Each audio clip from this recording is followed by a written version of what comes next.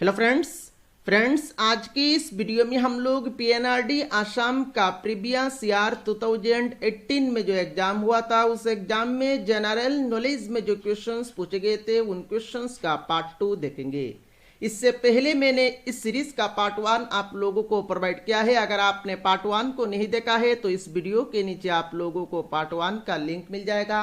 आप उस लिंक के ऊपर क्लिक करके पार्ट 1 को देख सकते हैं। और अगर आपने अभी तक अपना प्यारा चैनल को सब्सक्राइब नहीं किया तो सब्सक्राइब कर लीजिए ताकि आने वाले टाइम में पीएनआरडी आसाम का एग्जाम रिलेटेड कोई भी वीडियो आपसे मिस ना हो। तो चलिए आज का वीडियो शुरू करते हैं।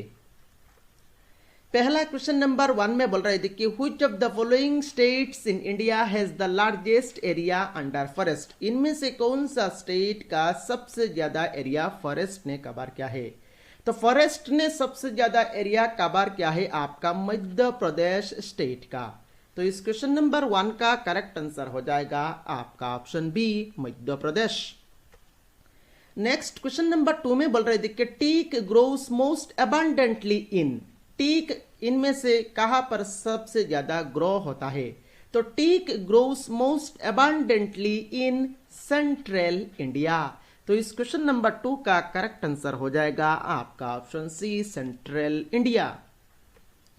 नेक्स्ट क्वेश्चन नंबर 3 में बोल रहे थे कि हु अपॉइंट्स और elect the speaker of the Lok Sabha. Lok Sabha का जो स्पीकर है उनको अपॉइंट्स या इलेक्ट कौन करते हैं। तो लोकसभा का स्पीकर को अपॉइंट्स या इलेक्ट करते हैं आपका elected by the members of the Lok Sabha. तो यहां पर क्वेश्चन नंबर 3 का करेक्ट आंसर हो जाएगा आपका option D elected by the members of the Lok Sabha.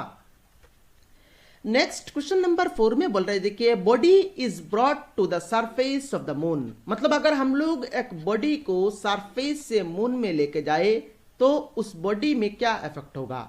तो अगर हम लोग एक बॉडी को सरफेस से मून में लेके जाएंगे तो वो जो बॉडी है उस बॉडी का वेट में चेंजेस हो जाएगा। तो यहां पर अगर आप ऑप्शंस को पढ़ेंगे तो ऑप्शन सी में दिया गया है देखिए इट्स वेट विल चेंज। तो इस क्वेश्चन नंबर 4 का करेक्ट आंसर हो जाएगा आपका option C it's weight will change. Next question number 5 में बोल रहे थे कि the presence of these pollutants has caused damage to Taj Mahal. What is it.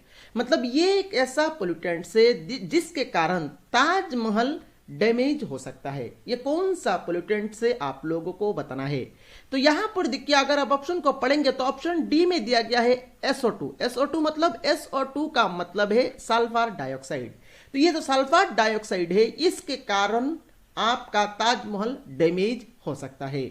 तो यहां पर क्वेश्चन नंबर 5 का करेक्ट आंसर हो जाएगा आपका ऑप्शन डी SO2। एग्जाम में SO2 ना देख के सल्फर डाइऑक्साइड भी दे सकता है। तो आप लोगों को सल्फर डाइऑक्साइड का फॉर्मूला है SO2, इसको भी याद रखना है। नेक्स्ट क्वेश्चन नंबर 6 में बोल रहे थे कि soda water contains. Soda water में क्या रहता है। तो soda water contains carbon dioxide. तो इस क्वेश्चन नंबर 6 का करेक्ट आंसर हो जाएगा आपका option C carbon dioxide. Next question number 7 में बोल रहे थे कि in which country did chess originate. Chess जो गेम है ये चेस गेम कौन सा कंट्री से शुरू हुआ है। तो chess game originated from India. तो इस क्वेश्चन नंबर 7 का करेक्ट आंसर हो जाएगा आपका option D India. Next question number 8 में बोल रहे थे कि SAI स्टैंड्स फॉर। SAI का फुल फॉर्म क्या होता है। तो SAI का फुल फॉर्म है आपका स्पोर्ट्स अथॉरिटी ऑफ इंडिया। तो इस क्वेश्चन नंबर 8 का करेक्ट आंसर हो जाएगा आपका option B sports authority of India.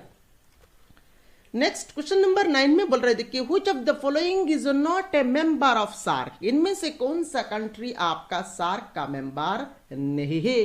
तो यहां पर देखिए इनमें से आपका म्यांमार जो कंट्री है ये आपका सार्क का मेंबर नहीं है। बाकी श्रीलंका, बांग्लादेश और इंडिया ये तीनों आपका सार्क का मेंबर है, पर म्यांमार आपका सार्क का मेंबर नहीं है। तो यहां पर क्वेश्चन नंबर 9 का करेक्ट आंसर हो जाएगा आपका ऑप्शन बी म्यांमार।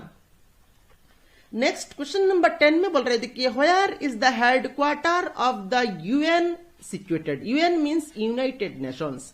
तो यूनाइटेड नेशंस का हेड क्वार्टर कहां पर पड़ता है?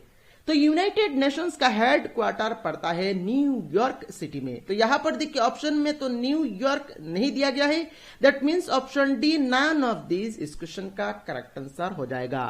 तो यहां पर आपको याद रखना है यूनाइटेड नेशंस का हेड क्वार्टर पड़ता है न्यूयॉर्क सिटी में। नेक्स्ट क्वेश्चन नंबर 11 में बोल रहे थे कि my experiments with truth is written by. My experiments with truth ये जो बुक है, इस बुक को किसने लिखा है? तो इस बुक को किसने लिखा है आपको बताना है। तो इस बुक को लिखा है आपका महात्मा गांधी जी ने। तो इस क्वेश्चन नंबर 11 का करेक्ट आंसर हो जाएगा आपका option C Mahatma Gandhi. Next question number 12 में बोल रहे थे कि from where did Mahatma Gandhi start his historic Dandi march. Mahatma Gandhi ji ने कहां से आपका डंडी मार्च को शुरू किया था? सो महात्मा गांधी ने डंडी मार्च को शुरू किया था आपका साबरमती आश्रम से। तो इस क्वेश्चन नंबर 12 का करेक्ट आंसर हो जाएगा आपका ऑप्शन बी साबरमती आश्रम। नेक्स्ट क्वेश्चन नंबर 13 में बोल रहे थे कि with what is the Chipko movement in India related. Chipko movement जो इंडिया में हुआ था ये किससे रिलेटेड है?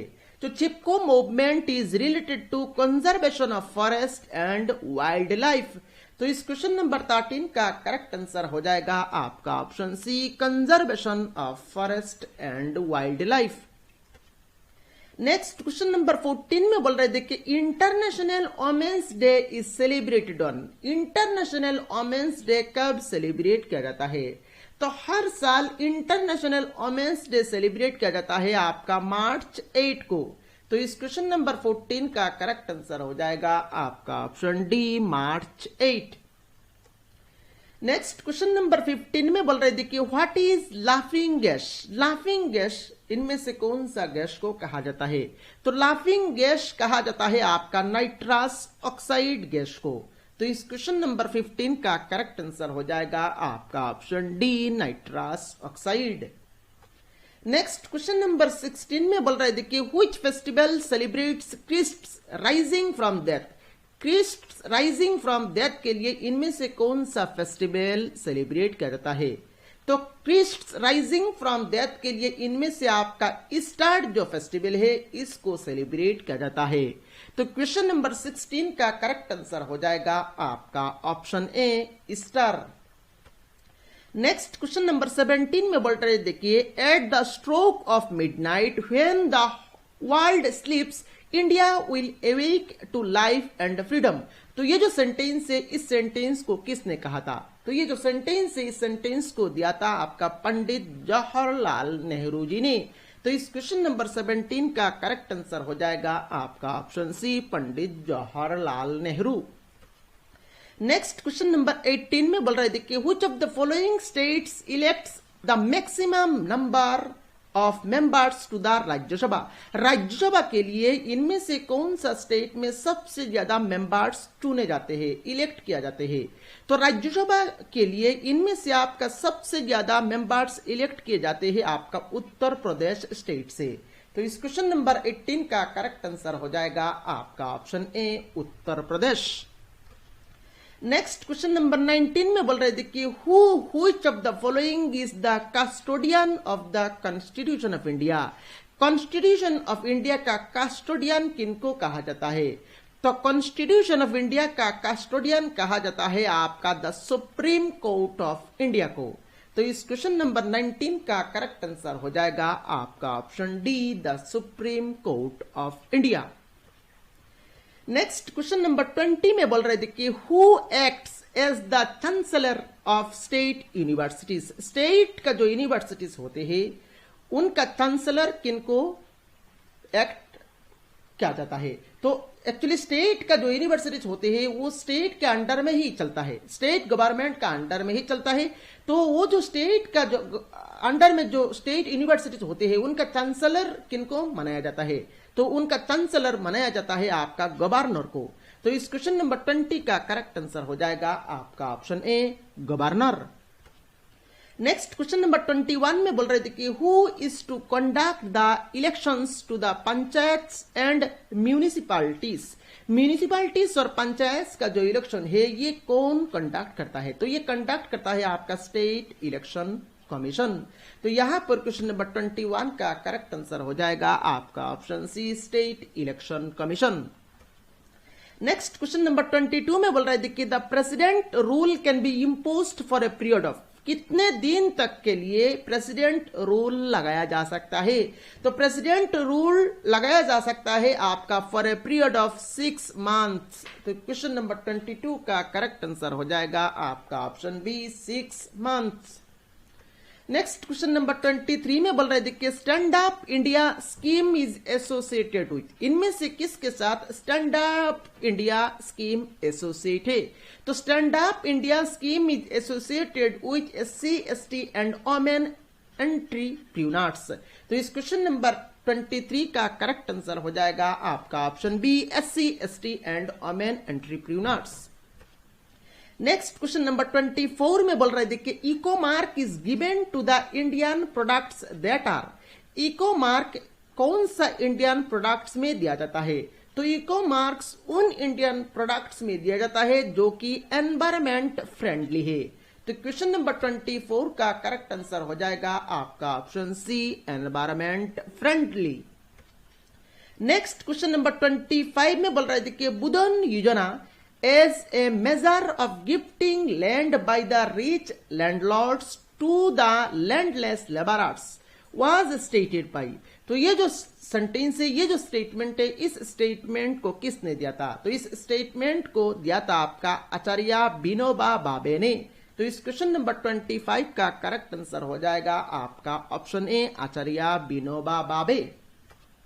नेक्स्ट क्वेश्चन नंबर 26 में बोल रहे थे कि during solar eclipse, solar eclipse के टाइम में क्या होता है? तो सोलर एक्लिप्स के टाइम में क्या होता है? The moon comes in between the sun and earth, sun और अर्थ के बीच मून आ जाता है।